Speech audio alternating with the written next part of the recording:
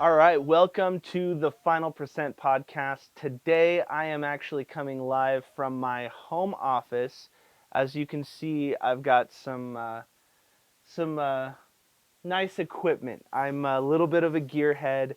I have been ever since I got into music. My dad owned a store called Scorpio Music when I was little, and what we're going to start doing, just so everyone can kind of understand the cadence, is we're going to release the podcast on Monday.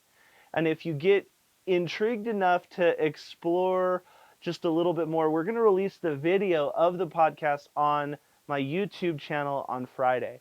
So if you want to see where we're at right now, please go over to my YouTube channel and check us out. But this story is going to start back when I was a little kid, and it was me installing some gear with my dad. I think it was a doctor's office, and we were installing speakers that would go throughout the entire office. And so, long story short, I have been a part of installing things, basically since I could lift up and be any help, an extra set of hands.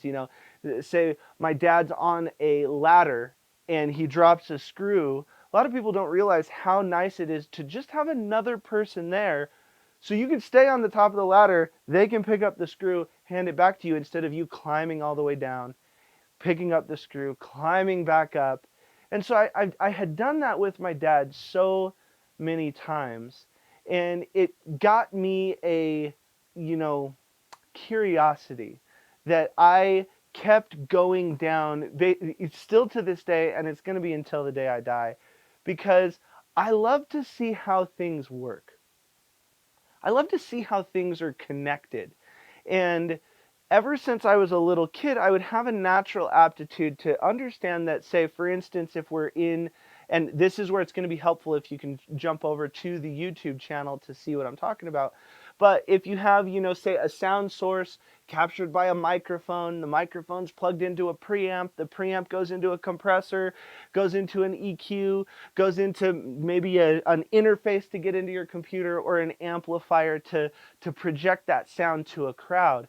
But if any cable is not connected, you're not going to hear anything. You're not going to hear any sound if you don't get it just right. That's what's called signal flow. And my dad and I were having this great conversation, and he said, "Man, I'm so proud of you, Greg. You've turned into this life coach that is changing so many people's lives, and you are a motivational speaker. You've developed this brand new company called The Final Percent. I just want you to know, there's so many times I look at you, I hear your conversations, I see the people that are impacted by your decisions, and I just want you to know that I'm proud of you." And it was one of the best moments of my life, because my dad spent a lot of time, let's just say, whipping me into shape with, trying to set me on a path that was going to be successful. And hearing that he was 100% proud of me really meant a lot. And I asked him, I said, why do you think that is? Because if I went back when you and I would install those systems together, if I would have told you, "Hey, Dad," this is a funny thing that he always says. He says that his name's not actually Dad. His name is Hey, Dad. And he said, or I asked him, I said, "Hey, Dad, if I went to you when I was little and I said, 'Hey, I'm going to be a motivational speaker. I'm going to be a life coach. I'm going to be a business consultant. I'm going to help people get from point A to point B.'" I said, what would you have said? Me thinking that my dad is going to say, "Yeah, I thought I would think that you're high," saying something like that. And what he said to me was extremely interesting, because he said, "I kind of always knew that you were going to be on a path like this." And I went, "Really?" And he said, "You've always understood how things are connected." And he took me back to when we would install these sound systems together. And he would say, "You could see the signal flow." And he goes, "The thing is now, instead of the signal flow of audio, You just see the signal flow of life. And you see, if you treat this person like this happens, and then they take that home, and then that home can do this, and then they have this increase in their quality of life, or this, that, and the other. And he said, you understand the signal flow of life, the psychology of the brain. And it wasn't until my dad kind of wrapped it into that moment that I realized I've been on this path for an extremely long time, because my grandfather, I'm named after him. His name also Greg Kimball. He was a professor at Duke University for 40 years in psychology. And so I have my dad, who is philosophical in his own right, doctorate in paleontology, and a world-class musician. And I got to put this stuff called signal flow together, put all the pieces of a system together. And then I would spend all the summers until my grandfather passed away in North Carolina. And that's when I realized I didn't realize it at the time. I realize it now. I associated the two. So this psychology, the way that people would behave, the way people would talk, the way people would act, the actions that they would take, the reactions that they would take.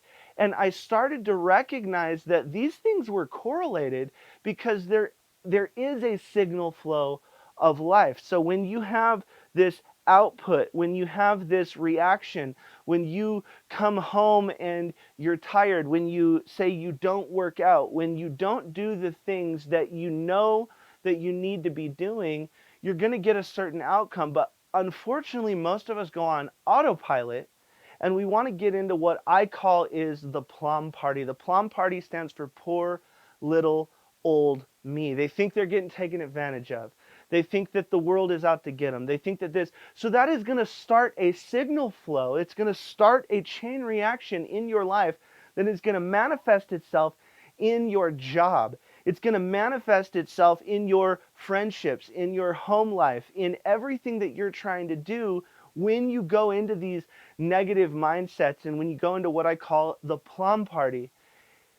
What I realized is I actually went into the plum party. If you listen to the podcast right before this one, I talk about how I basically went into, however you want to call it. It might have been depression. It could have been burnout. A lot of things. Maybe all of them are true. Maybe some of them are true. All I know is I didn't feel like me. And me having a kid has changed so much more than I thought it was going to. I often say he sped me up in the right areas, and he slowed me down in the right areas. Because I started to realize what was actually important. I realized what I would give energy and what I would give brain space and what I was trying to do, say, for the last few years, just really was no longer important to me, because I wanted to build a life with my kid, not for my kid. I want to spend time with him, not for him. And so I realized that I wanted to be very inclusive in the way I was designing my life. And I think something fundamentally broke inside of me. And so, to be very clear, I'm not trying to get back to who I was. I'm trying to learn from that person. I'm extremely proud of who I was, what I've accomplished, things that I've accomplished. I'm extremely proud of that person. But it's time to go to the next level.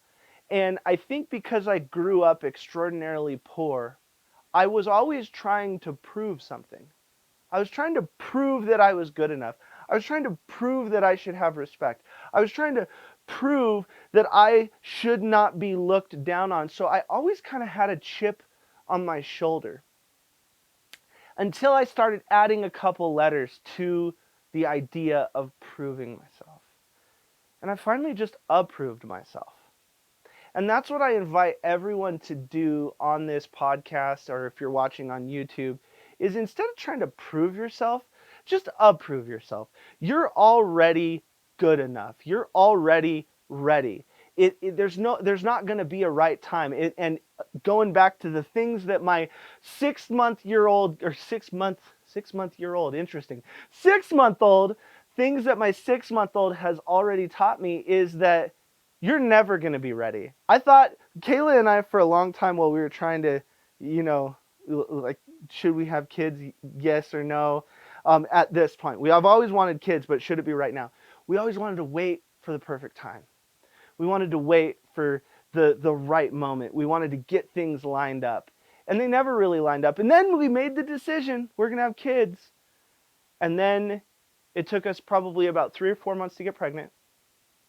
And then we went through a terrible miscarriage. And then almost 3 years after that, we got pregnant again. So it's not on your time. It really is on God's time. And I think that, recognizing that this moment that you have right now is so important, and it is based on your intentionality, your deliberate action. It is going to have a chain reaction through your entire life. Because think about it, the dots only connect moving backwards. You can think all these little moments, seemingly little moments back in the day, that are now really the big moments of your life today. Because you're like, oh my God, if that would have never happened, I wouldn't have met my wife. If I didn't meet my wife, I don't have my son. That little moment way back then was really one of the biggest moments of my life. That's the signal flow that we're all living in. And we have to start being aware enough so that we can take control of our life. So when I say who I was, that was a stepping stone for who I am today. And I just had to have this recharge time because I had burnout. I was trying to live in too many areas of life at the same time. Now, I'll end the story on this because I'm going to make another tattoo. What I call a tattoo is something that you are proclaiming on Facebook. You are putting a dollar amount to it. You're saying on a podcast. You're saying on YouTube so that people can hold you accountable. I was at a retreat in San Diego, and I was putting on shirts like this, and they're still a little tight, but they used to be a lot tighter, literally just a couple months ago. I put on this shirt and I'm like, I feel like I'm like wearing one of my cycling jerseys and this is supposed to be my shirt. What has happened? I feel like I might be bigger than I normally am. And when you have a kid and a family to think about, you want to be around and be healthy for as long as possible. So I made the tattoo that I made, and now I'm making again, the tattoo that I made was in San Diego. I said, all right, guys, I know that I look fat right now. I know that I'm big. I'm literally spilling out of my golf pants. And I look at the videos and I can see, the spare tire and all of this stuff. And so I made a declaration. And here's the thing that we're going to get to. Stop making ceremonial declarations. A lot of people say, big things coming, just wait. That means they don't actually have anything to say and they just wanted to try to be relevant for a second on Instagram or whatever. What I'm saying is make a declaration and then show people what the decision looks like. Why? Because it is going to move forward and give you a signal flow of your life of real change. And you are going to inspire someone by showing them what a decision looks like. So I made this declaration on stage and there's 25, 30 people at this retreat. And I said, guys, I'm fat. Anybody who comes to the next retreat, that was here at this one, if I am not below 200 pounds, I'm going to give each and every one of you $1,000 cash on the spot. Holy crap, right? Now here's the kicker. Usually when I kind of let myself go, I go up to about 225, 230. I got home because that's when I was going to start working out because I didn't want to do it on the road and while I'm driving home and all that. I stood on the scale and I was 247. Heaviest I've ever been in my entire life. 247 pounds as a 5'7" human is basically a ball. I just looked like a ball. I was a very round, plump human. In a lot of ways, still am. I'm still working on it. I've only made it down to about 225 with 6 weeks left. So I've got 25 more pounds to lose in these 6 weeks. But the thing is, I made the declaration, I made the decision, then I started taking action. And something really started to happen because I was really coming out of that fog. I was coming out of the depression, the burnout, the whatever it was, and just really adjusting my whole life. It's almost like I took my whole life through a chiropractic appointment. Just spending time being a dad, acclimating to being a dad. But there was just this thing that felt off, and I was just not, I wasn't getting through to myself, if you will. And I realized that it was my health. I've always taken health very seriously, and I didn't realize it had gotten that bad. And yes, I had all the excuses. I had a kid. I moved my company. I had to do the summit. I was always traveling. I tore my rotator cuff. I had all of the excuses. I know what you're going to say. Trust me, I had them too. But it was that little final percent in my life that really started my signal flow back up, started my engine back up, started everything, the momentum. I felt the push of my life. And it starts with a decision that is a declaration that's public, and you are not letting it be largely ceremonial. So many people, if you go back to whatever your New Year's resolution was, were you lying or are you still doing it? Most people, when they stand at midnight and they make that declaration, it's largely ceremonial. We've got to cut out the ceremonial declarations. Why? Because we're doing that for other people, not us.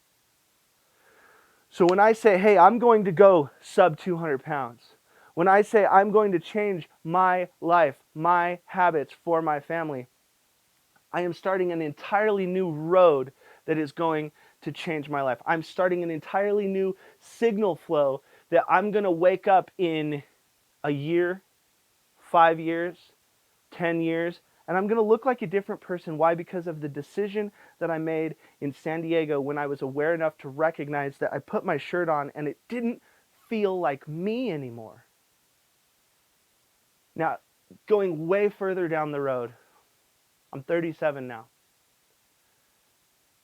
Maybe in 60 years, because I made that health decision, I'm still going to get to be playing with my son. I'm still going to, and yeah, when I say 60, that means I'm going to be 97. Yes, I said playing, because I don't think we should cut fun and playing out of our life just because we get older. But that's what I'm talking about. I'm making a decision so that I can get more time. I'm making a decision so that I can set myself up on a better path.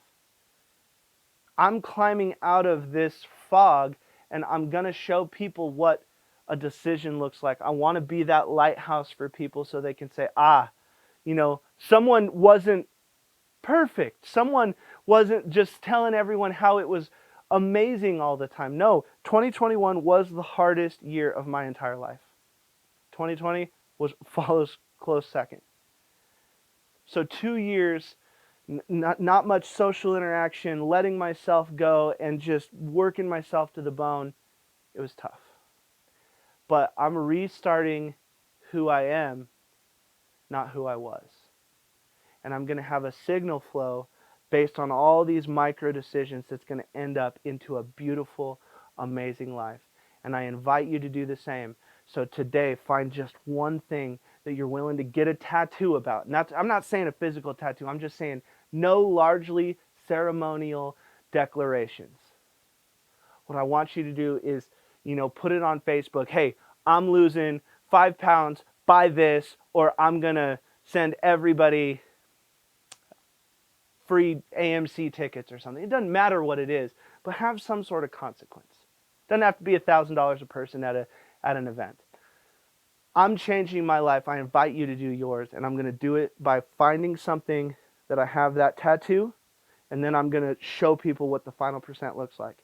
I invite you to do the same, and thank you so much for being patient with me while I've been gone, but I'm back, and I'm going to show you what these decisions look like. It's